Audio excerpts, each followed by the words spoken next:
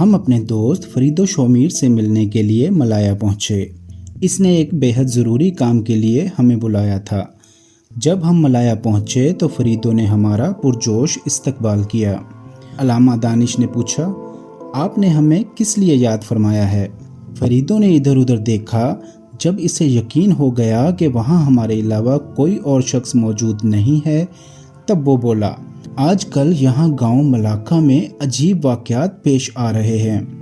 میرا مطلب ہے کہ گاؤں میں بھوت آتے ہیں۔ میں اور مرشد ایک دوسرے کو دیکھ کر مسکرائے۔ ان دنوں علامہ دانش بھوتوں کے متعلق تحقیقات کر رہے تھے۔ اگر کسی جگہ بھوتوں کی موجودگی کی اطلاع ملتی تو علامہ فوراً وہاں پہنچ جاتے تھے۔ فرید و شومیر نے کہا، یہ بھوت گاؤں کے ایک کسان عبداللہ نے دیکھے ہیں۔ میں نے اسے بلوایا ہے، وہ اب آتا ہی ہوگا۔ کچھ دیر بعد عبداللہ بھی آ گیا۔ وہ ایک پڑھا لکھا اور سمجھدار شخص تھا۔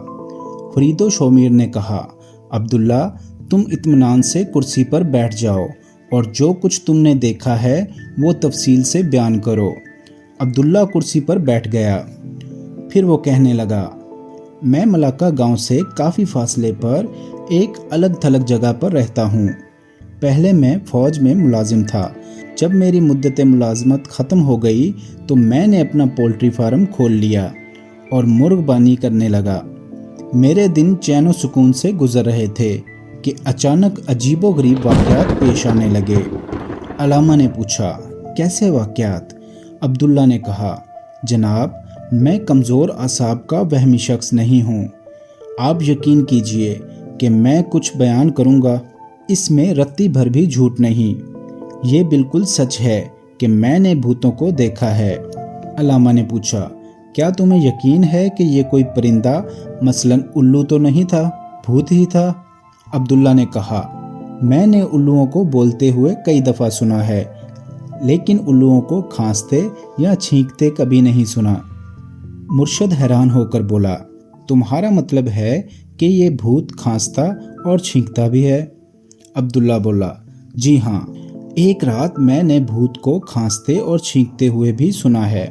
یوں لگتا تھا کہ جیسے اسے شدید زکام ہو رہا ہو۔ مرشد بولا، علامہ صاحب کیا بھوتوں کو زکام بھی ہو سکتا ہے؟ علامہ دانش سخت بیزار ہو کر بولے، ارے بھائی مجھے کیا معلوم کہ بھوتوں کو کون کون سا مرض لاحق ہو سکتا ہے۔ عبداللہ نے پھر اپنی بات سنانی شروع کی۔ ایک دفعہ مرغیوں کے کٹکٹانے کا شور سن کر میں باہر نکلا۔ میں نے دیکھا کہ بھوت اپنے پنجوں میں مرغیوں کا دڑبہ اٹھائے لے جا رہا ہے۔ بھوت دڑبے کو بہت دور تک لے گیا، آخر اسے میدان کے درمیان میں پھینک کر چلا گیا۔ مرشد نے پوچھا، کیا تم نے بھوتوں کو دیکھا بھی ہے؟ عبداللہ بولا، جی ہاں، میں نے بھوت کو دیکھا بھی ہے۔ اندھیرے کی وجہ سے بھوت کو اچھی طرح سے تو نہیں دیکھ سکا۔ اس کا بڑا سا سر تھا اور پیپے جیسا جسم تھا۔ اس نے اپنے پنجے سے درخت کی ایک موٹی سی شاخ پکڑی اور ہوا میں معلق ہو گیا۔ اسے ہوا میں جھولتا ہوا دیکھ کر میں بے حد خوفزدہ ہو گیا اور اپنے گھر میں جا کر چھپ گیا۔ جب میں نے اس بات کا ذکر اپنی بیوی سے کیا تو وہ بھی خوفزدہ ہوئی۔ اس نے بتایا کہ آدھی رات کے بعد جن اور بھوتوں کا راج ہوتا ہے۔ مرشد نے پوچھا، یہ بھوت تم نے کب دیکھے تھے؟ عبداللہ بولا، یہ بھوت اندھیری راتوں میں آتا ہے۔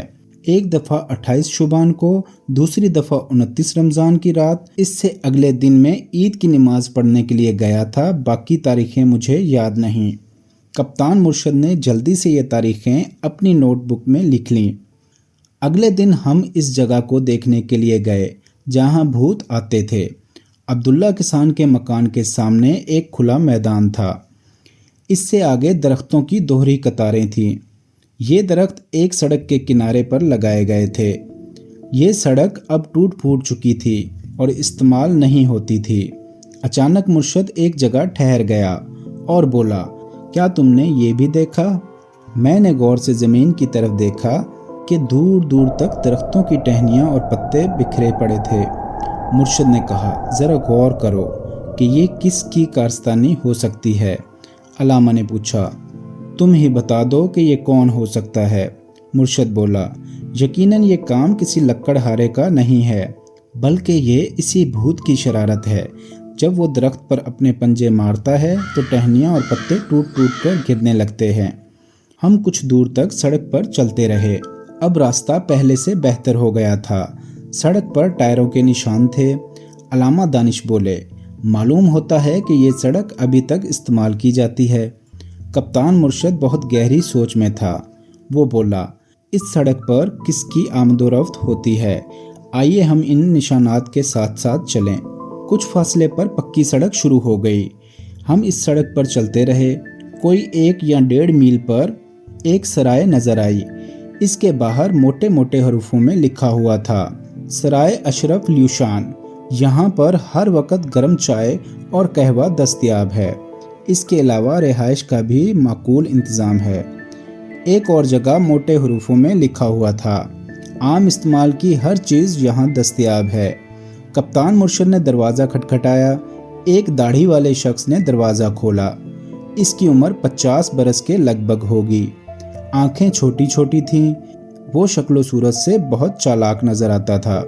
यही सराय का मालिक अशरफ ल्यूशान था। कप्तान मुर्शद ने अंग्रेज़ी में कहा, मिस्टर 4 कप गर्म कहवा लाओ। अशरफ ल्यूशान हमें सराय के अंदर ले गया। थोड़ी देर बाद वो कहवा लेकर आया। इसने कहा, आप लोग स्याह मालूम होते हैं, कहिए कहाँ कहाँ की सैर और कब तक यहाँ क़याम कीजिएगा? कप्तान मुर्शद ने कहा, अरे भाई, देखा तो बहुत कुछ है। अब वापसी का इरादा है। मुमकिन है कि कल सुबह ही यहाँ से रुखसत हो जाएं। जैसे ही अशरफ ल्यूशान वहाँ से गया, कप्तान मुर्शद ने सराय का जायज़ा लेना शुरू किया। सराय बहुत शानदार थी और इसका सामान भी बहुत आला और कीमती था। कहवा पीकर हम वापस हुए।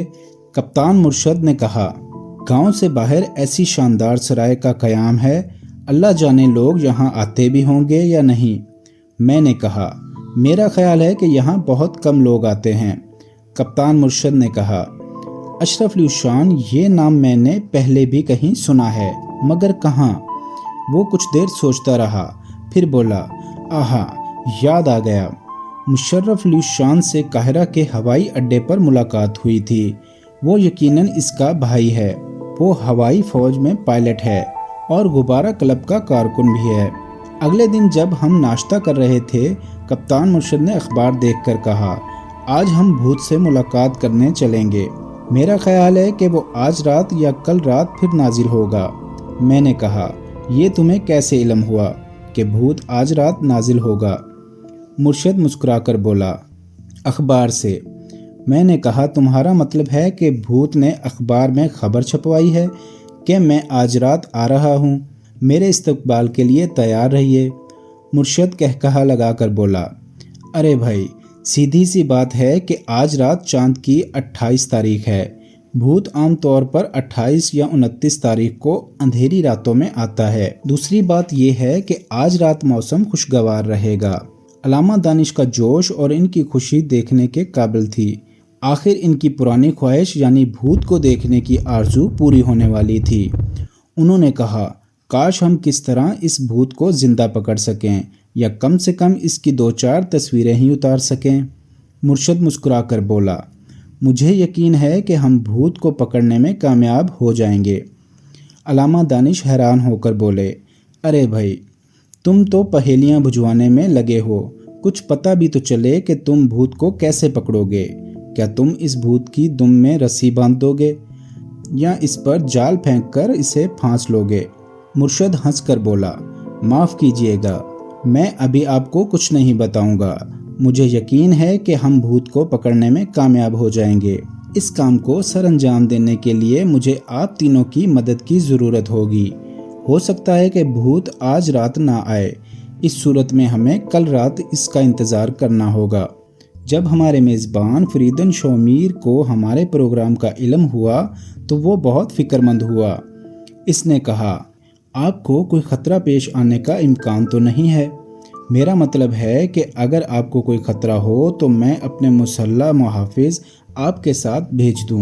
आप यकीन कीजिए कि अगर आपका बाल भी बिका हुआ तो मुझे ज़िंदगी भर शर्मिंदगी रहेगी।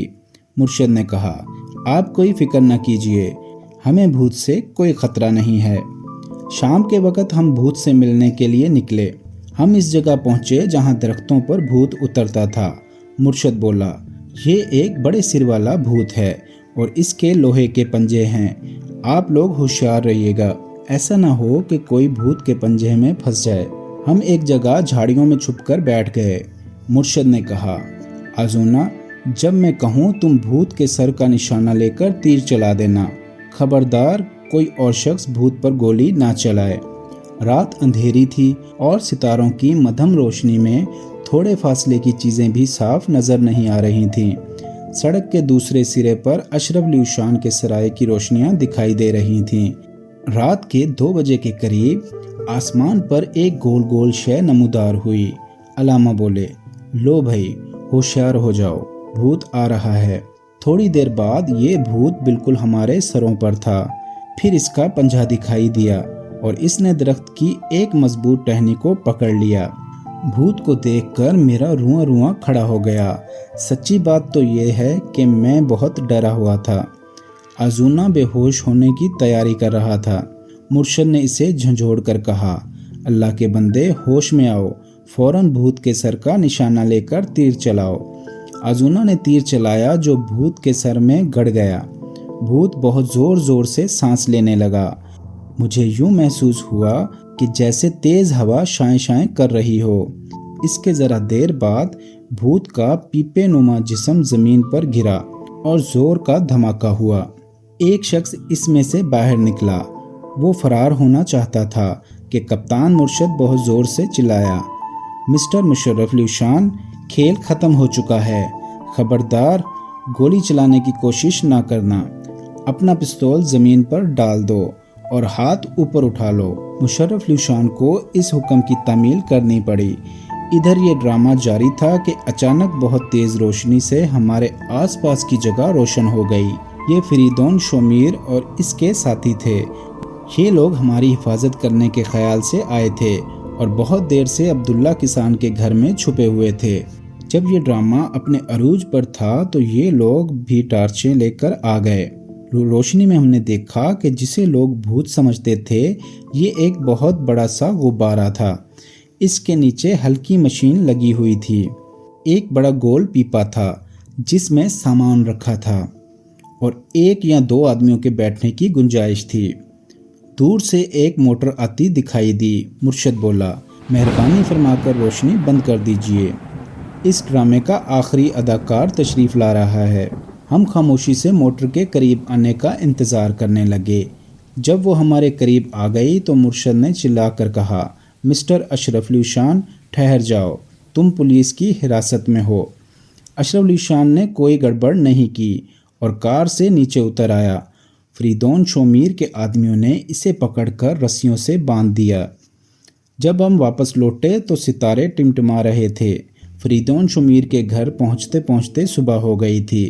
ناشتے کی میز پر کپتان مرشد نے بتایا، جب میں نے روندی ہوئی گھاس، ٹوٹی ہوئی ٹہنیاں اور پتیاں دیکھیں تو مجھے یقین ہو گیا کہ عبداللہ کسان کا بیان درست ہے۔ میں بہت دیر تک سوچتا رہا کہ یہاں کیا چیز اترتی ہے۔ آخر میں اس نتیجے پر پہنچا کہ کوئی شخص غبارے کے ذریعے آ جا رہا ہے۔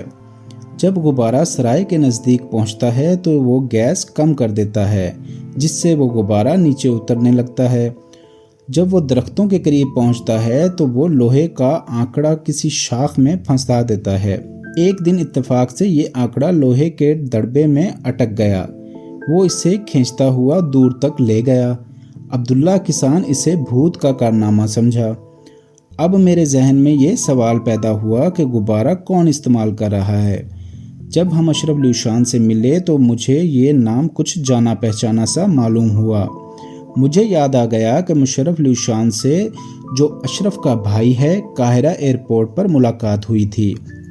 مشرف لیوشان غبارہ کلب کا ممبر ہے اور وہ غبارہ اڑانے کی مہارت رکھتا ہے۔ وہ اس سے پہلے بھی کئی بار ترکی سے یونان تک غبارے میں سفر کر چکا ہے، لیکن افسوس اس نے اپنی مہارت اور ہوشیاری کا غلط استعمال کیا۔ میرا مطلب ہے کہ وہ ناجائز طریقے سے ایسی چیزیں لا رہا ہے جنہیں حکومت ملایا نے منع قرار دیا ہے۔ علامہ نے پوچھا، وہ یہ چیزیں کہاں سے لاتا ہے؟ ہمارے میزبان فریدون نے کہا۔ اس کا جواب میں دیتا ہوں۔ یہاں سے کچھ دور سمندر شروع ہو جاتا ہے، اس سے تھوڑی دور حکومت انڈونیشیا کی سرحد شروع ہو جاتی ہے، وہاں قریب ترین گاؤں بنکالس ہے۔ کپتان مرشد نے کہا۔ جب میں نے اشرف لیوشان کے سرائے دیکھی تو مجھے یقین ہو گیا کہ اسمگلنگ کا مال اس جگہ رکھا جاتا ہے۔ اگلے دن اخبارات میں اسمگلروں کا گروہ پکڑے جانے کی خبریں چھپیں، اس کے ساتھ ہمارے فوٹو بھی اخبار کی زینت بنے۔ حکومت ملایا نے ہمیں انعام سے نوازا۔ جب ہم واپس پہنچے تو علامہ نے سب سے پہلے یہ کام کیا کہ بھوتوں کے متعلق تحقیق کرنے کے جو خطوط ملے تھے وہ سب آگ میں جھونک دیے۔ ان کا موڈ بے حد خراب تھا۔ انہوں نے کہا، آئندہ کوئی خط بھوتوں سے متعلق آئے تو اسے پھاڑ کر پھینک دینا۔ کپتان مرشد کہکہا لگا کر بولا، اگر کوئی بھوت بھی آ جائے اور قسمیں کھا کھا کر اپنے بھوت ہونے کا یقین دلائے تو ہرگز یقین نہ کرنا اور اسے دھکے دے کر باہر نکال دینا۔ ہم سب نے ایک زوردار کہکہا بلند کیا۔ اس طرح بھوتوں کے متعلق ہماری مہم انجام کو پہنچی۔